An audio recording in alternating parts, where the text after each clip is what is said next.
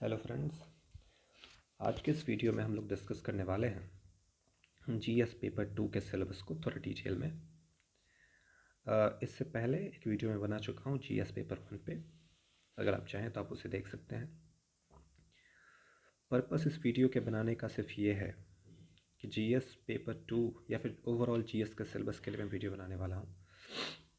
तो जो इसका सिलेबस है, उस सिलेबस को देखने का अप्रोच आपका कैसा है, आप सिलेबस को कैसे देखते हैं, देखने के बाद क्या सोचते हैं, कैसे उसको प्रिपेयर करने की प्लानिंग बनाते हैं। मैं कोई प्रोफेसर नहीं हूँ, मैं खुद प्रिपेयर कर रहा हूँ यूपीएससी। तो जो कुछ मैंने जाना है, अगर वो आपके लिए यूज़फुल हो तो आप भी यूज़ करने का सोच सकते हैं। फ़िलहाल चलिए हम लोग शुरू करते हैं। जीएस पेपर 2 का जो मेन पोर्शन है या फिर हेडलाइन है, हम पहले उसे पढ़ लेते हैं। हेडलाइन कुछ ऐसा है: governance, constitution, polity, social justice and international relation. अब इस टॉपिक को पढ़ने के बाद वैसे ज़्यादातर लोग पेपर 2 के प्रिपरेशन के लिए एम लक्ष्मीकांत का बुक पढ़ते हैं और उनकी कोशिश ये होती है कि वो पूरा का पूरा सिलेबस एम लक्ष्मीकांत का कवर कर लेंगे तो उनका जीएस पेपर 2 कवर हो जाएगा। तो अगर आप भी ऐसा सोच रहे थे तो इसको थोड़ा सा डिकोड कर लेते हैं कि एक्चुअली इसमें से कौन सा सब टॉपिक ऐसा है जो जीएस पेपर 2 में डायरेक्ट लक्ष्मीकांत से आप प्रिपेयर कर सकते हैं और कौन से ऐसे पोर्शन है जिसको हम जीएस पेपर 2 से कवर नहीं कर पाएंगे। मैं जीएस पेपर 2 के लिए 2 वीडियो बनाऊंगा। एक पार्ट जो पूरी तरह से एम लक्ष्मीकांत पे बेस्ड है उसको मैं इस वीडियो में डिस्कस करने वाला हूं, और जो थोड़ा एक्स्ट्रा टॉपिक है जो बाहर के सिलेबस से आ रहा है उसको हम सेकेंड वीडियो में डिस्कस करने की कोशिश करेंगे। ठीक है। अब इसका जो सबसे पहला टॉपिक, वैसे मैं बता दूं कि जीएस पेपर 2 में जो यूपीएससी का सिलेबस उसमें 20 सब टॉपिक्स हैं, तो लगभग 8-9 टॉपिक हमारे इस वीडियो में कवर हो जाएगा और बचा हुआ 10-11 टॉपिक हमारा अगले वीडियो में कवर हो जाएगा। तो पहला टॉपिक है Indian constitution, historical underpinnings, evolutions, features, amendments, significant provisions and basic structure. Now Indian constitution के बारे में पूरा डिटेल में आपको पता होना चाहिए। जितना ज़्यादा आपको पता होगा उतना बेहतर है, पर हर चीज़ याद करने के बजाय जो इम्पोर्टेंट चीज़ है उस पर फोकस कीजिए। और ये टॉपिक पूरी तरह से आप एम लक्ष्मीकांत से पढ़ सकते हैं, जिसमें इंडियन कॉन्स्टिट्यूशन मतलब सिंपली इंडियन कॉन्स्टिट्यूशन एक्चुअली में क्या है, इसके सारे मेन आर्टिकल्स, मेन कैटेगरीज, ये सब मेन शेड्यूल्स, ये सब आपको पता होने चाहिए। दूसरा जो इसके अंदर का सब टॉपिक है इंडियन कॉन्स्टिट्यूशन में, हिस्टोरिकल अंडरपिनिंग। सब कुछ हमारा जो कॉन्स्टिट्यूशन फॉर्म हुआ है इसमें हमारे हिस्ट्री का बहुत बड़ा रोल रहा है, ख़ासतौर पे जो इंग्लिश राज था हमारी कंट्री के ऊपर, तो उनका जो आर्टिकल 1935 था जिसको कंपनी एक्ट बोलते हैं, वो बहुत बड़ा पार्ट है अभी भी हमारे कॉन्स्टिट्यूशन का, तो वो हिस्टोरिकल अंडरपिनिंग्स में आ जाता है। देन इवोल्यूशन, यानी कि ओवर द टाइम हमारे कॉन्स्टिट्यूशन में क्या नया हुआ है, क्या चेंजेस हुए हैं जो काफ़ी सिग्निफिकेंट हैं। फिर इसके जो फीचर्स हैं, अमेंडमेंट्स हैं, तो अमेंडमेंट तो कई सारे हुए हैं, क्या हमें सारे लर्न करने होंगे? नहीं। कुछ अमेंडमेंट ऐसे हैं जो सोसाइटी पे बहुत ज़्यादा इफेक्ट डालती हैं, और हर वो अमेंडमेंट जो सोसाइटी पे इफेक्ट डालती हैं या फिर जिस अमेंडमेंट की चर्चा पास्ट में भी थी, जिस समय वो अमेंड हुई थी, वैसे अमेंडमेंट को ख़ास तौर पे हमें प्रिपेयर करना होगा, उनके नोट्स बनाने होंगे, उनके इंपॉर्टेंट टर्म्स को लिखना होगा और फिर उसे रिवाइज़ करना होगा। जो फर्दर पोर्शन है वो है significant provisions and basic structure. हमारे कॉन्स्टिट्यूशन के जो प्रोविजंस हैं उसमें जो सिग्निफिकेंट वाले प्रोविजंस हैं, सारे प्रोविजंस नहीं, जैसा कि मैंने कहा, हर वो प्रोविज़न जो हमारी सोसाइटी को या हमें और आपको बहुत ज़्यादा गहराई तक अफेक्ट डालता है हमारे ऊपर, हम वैसे प्रोविजंस को जानने की कोशिश करेंगे। और उसके बाद है बेसिक स्ट्रक्चर। अब बेसिक स्ट्रक्चर आपको बुक में लिखा हुआ कहीं नहीं मिलेगा कि हमारे कॉन्स्टिट्यूशन का बेसिक स्ट्रक्चर क्या है, ये कॉन्सेप्ट है। तो हम कैसे जानेंगे बेसिक स्ट्रक्चर क्या होता है? तो इसके लिए आपको ख़ास तौर पे जो सुप्रीम कोर्ट के कुछ ऐसे जजमेंट्स हैं, उसमें सुप्रीम कोर्ट ने खास, जैसे मिनर्वा मिल केस था या फिर ऐसे ही कई सारे केसेस हैं जिनमें इन्होंने मेंशन किया हुआ है कि बेसिक स्ट्रक्चर को कोई भी कानून बना के नहीं चेंज किया जा सकता। तो उससे आपको एक कॉन्सेप्ट समझ में आ जाएगा कि बेसिक स्ट्रक्चर क्या है। ये कोई लिखा हुआ पोर्शन नहीं है। बेसिक स्ट्रक्चर मोस्टली आपके प्रियम्बल, राइट, इन सब का एक निचोड़ है। जिससे हम बता पाते हैं कि ये हमारे कॉन्स्टिट्यूशन का बेसिक स्ट्रक्चर है, आप इसमें जो चेंज करना चाहो करो, बट हमारा जो बेसिक फाउंडेशन है कॉन्स्टिट्यूशन का उसे आप चेंज नहीं कर सकते। कि सुप्रीम कोर्ट के जजमेंट को पढ़ने से आपको पता चल जाएगा। सेकेंड पार्ट है हमारे GS2 पेपर का, functions and responsibility of union and state, issues and challenges pertaining to the federal structure, devolution of power and finances up to the local level and challenges therein। यानी कि union और state दोनों के functions और responsibility ये पूरी तरह से हम लक्ष्मीकांत में मेंशन्ड है कि कॉन्स्टिट्यूशनली इन लोगों का राइट क्या है, इनका फंक्शंस क्या है, ये कैसे काम करती हैं, इनकी रिस्पॉन्सिबिलिटीज़ क्या हैं। ऐसी चीज़ें आपको एम लक्ष्मीकांत से मिल जाएंगी। और ये जो issues and challenges pertaining to the federal structure वाला पोर्शन है इसका, वो आप करंट इवेंट से पता कर सकते हैं, या फिर पास्ट में जो कोई भी इम्पोर्टेंट सिग्निफिकेंट चेंजेस हुए हमारे कॉन्स्टिट्यूशन में जिन्होंने स्टेट और सेंटर को आमने सामने ला दिया, तो ऐसे चेंज के बारे में आप जान लें, बेहतर होगा। क्योंकि ऐसे चेंज ही यहाँ पे बताएंगे कि पर्टेनिंग चैलेंजेस क्या है हमारे फेडरल स्ट्रक्चर का। और फिर है devolution of power and finances up to the local.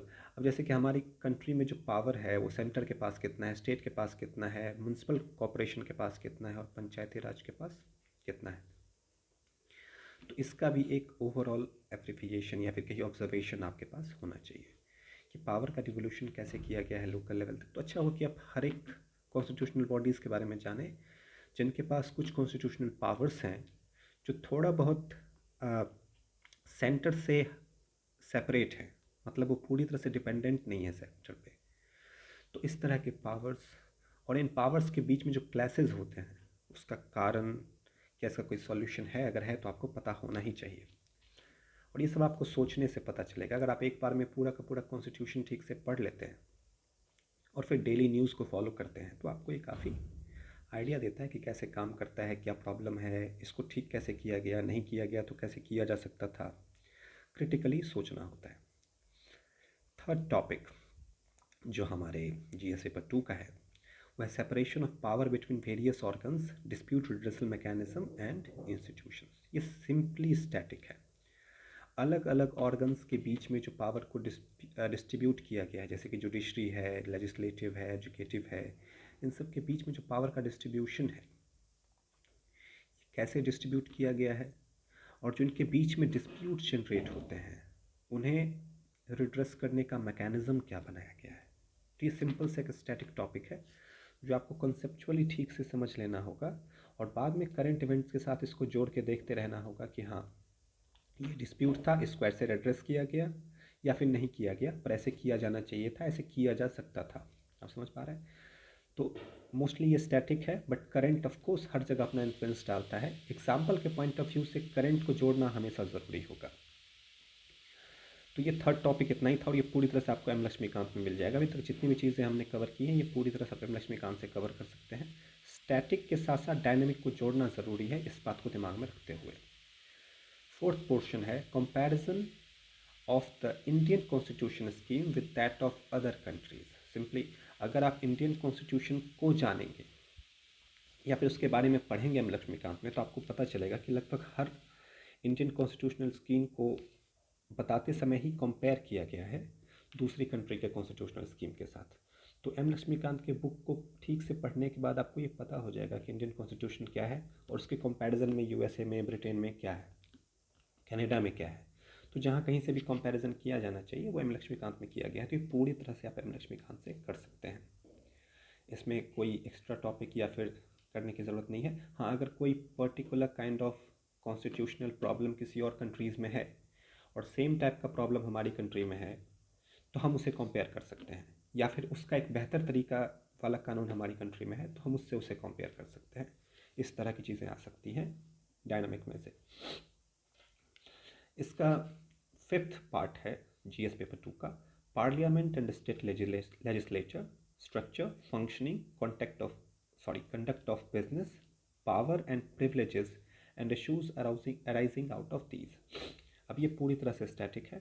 Issues को छोड़ दें तो जैसे पार्लियामेंट और स्टेट लेजिस्लेचर क्या है, इनके पावर्स क्या है, इनका स्ट्रक्चर क्या है, ये फंक्शन कैसे करते हैं, कंडक्ट ऑफ बिजनेस इनमें कैसे होता है, ये आपको पता होना चाहिए कि एक पार्लियामेंट किस तरह से काम करता है, स्टेट लेजिस्लेचर किस तरह से काम करता है, पार्लियामेंट के पावर क्या है, स्टेट लेजिस्लेचर के पावर क्या है, और कैसे ये पावर को आपस में डिस्ट्रीब्यूट करते हैं, किसका किस पे इफेक्ट ज़्यादा है, और इनके कारण अगर कोई particular kind of dispute generate हो जाता है तो वो ठीक कैसे हो रहा है, प्रॉब्लम्स क्या हैं इसमें। फर्दर जिसमें जोड़ा गया है issues arising out of these. अब ये इश्यूज़ वाला पोर्शन ऐसा है जो कि पास्ट में भी हुआ है ऑफकोर्स 1947 के बाद, या फिर को मोस्टली 1950 के बाद, जब हमारा कॉन्स्टिट्यूशन टोटली अच्छे तरीके से हमने इनेक्ट कर लिया था। तो उसके बाद कई सारे चैलेंजेस स्टेट और सेंटर के बीच में आई हैं। स्टार्टिंग के फेज़ में बहुत ज़्यादा नहीं आई, क्योंकि all over the India and centre, her state में और सेंटर में एक ही पार्टी का रूल था, तो उस केस में ज़्यादा प्रॉब्लम्स नहीं आती हैं। मिडिल टाइम में स्पेशली 1965 के बाद से, यानी कि जवाहरलाल नेहरू के पीरियड के बाद से काफ़ी ज़्यादा डिस्प्यूट जनरेट होने लगी, जब स्टेट में डिफरेंट काइंड ऑफ गवर्नमेंट या फिर लोकल गवर्नमेंट ऊपर आने लगी। तो उसके बाद से आपको देखना होगा कि कौन कौन से इश्यूज़ इंपॉर्टेंट थे और उस इश्यूज़ को कैसे ठीक किया गया या फिर नहीं किया गया, या फिर कैसे किया जा सकता था, और अभी तक आज तक ऐसे कौन से इश्यूज सामने आ रहे हैं। तो इस तरह से आपको चीज़ों को थोड़ा सा ब्रॉडर फॉर्मेट में देखना होगा। और ये ब्रॉडर फॉर्मेट में देखने का मतलब ये मत सोच लीजिएगा कि बहुत कुछ पढ़ना पड़ेगा, आपको बेसिक चीज़ें पढ़नी है और हर इम्पोर्टेंट टॉपिक को सेलेक्ट करके बस उसके ऊपर फोकस्ड रहना है। सब कुछ नहीं पढ़ना है, मैं पहले ही कह रहा हूँ, सब कुछ नहीं पढ़ना है। टॉपिक नंबर 6 हमारा है structure, organisation and functioning of executive and judiciary, ministries and department of government, pressure groups, and formal and informal association and their role in the polity। इसमें कुछ या फिर बहुत ज़्यादातर चीज़ें स्टैटिक हैं, like structure, organisation and functioning of executive and judiciary.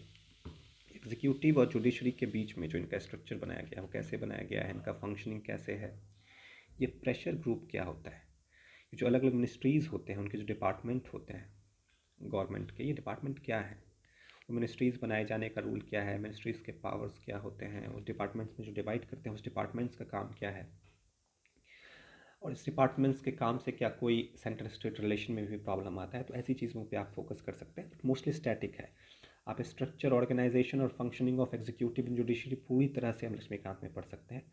कुछ उसमें इंसिडेंट्स भी मेंशन किए गए हैं। अगर आपके पास लेटेस्ट लक्ष्मीकांत हो तो बेहतर है, क्योंकि पुराने वाले बुक में क्या होता है, लक्ष्मीकांत हर साल अपडेट होता रहता है, क्योंकि नए कानून बने हैं, नए एक्ट आए हैं, तो वो उसमें मेंशन होता रहता है, और उससे रिलेटेड अगर कोई डिस्प्यूट है तो उसको भी वो मार्क करते रहते हैं। तो अच्छा हुआ कि आप लेटेस्ट बुक लें और फिर इन चीज़ों के ऊपर फोकस करें कि क्या नया एक्ट आया है, या फिर जो जुडिशरी, खासतौर पे जुडिशरी में और एग्जीक्यूटिव के बीच में क्या प्रॉब्लम्स चल रही हैं, उसका सॉल्यूशन क्या है, ऐसी चीज़ों पे फोकस करता रहना है। 6 यही है। तो इसमें खास तौर पे आपको स्ट्रक्चर, ऑर्गेनाइजेशन और वर्किंग ऑफ जो जुडिशरी और एग्जीक्यूटिव है इसके ऊपर फंक्शन पे ध्यान देना है, और जितने भी मिनिस्ट्रीज़ हैं, क्योंकि एग्जीक्यूटिव में कौन आता है, पूरा का पूरा मिनिस्ट्री डिपार्टमेंट, तो सारा मिनिस्ट्रीज़, प्रेशर ग्रुप्स, और ये जो फॉर्मल इनफॉर्मल एसोसिएशन होता है इनका, प्रेशर ग्रुप्स का, फॉर्मल एसोसिएशन हो या इनफॉर्मल एसोसिएशन हो, इसके बारे में भी थोड़ा बहुत आइडिया होना चाहिए।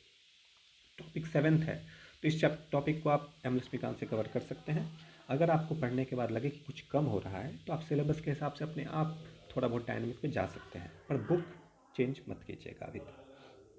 नंबर 7 है salient feature of representation of people's act. अब पीपल्स एक्ट जितने भी हैं उनके जो सेलिएंट फीचर, क्योंकि बहुत सारे पीपल्स एक्ट हैं, जो सेलिएंट फीचर हैं यानी मेन फीचर्स हैं वो आपको खास तौर पे यहाँ से लर्न करना होगा।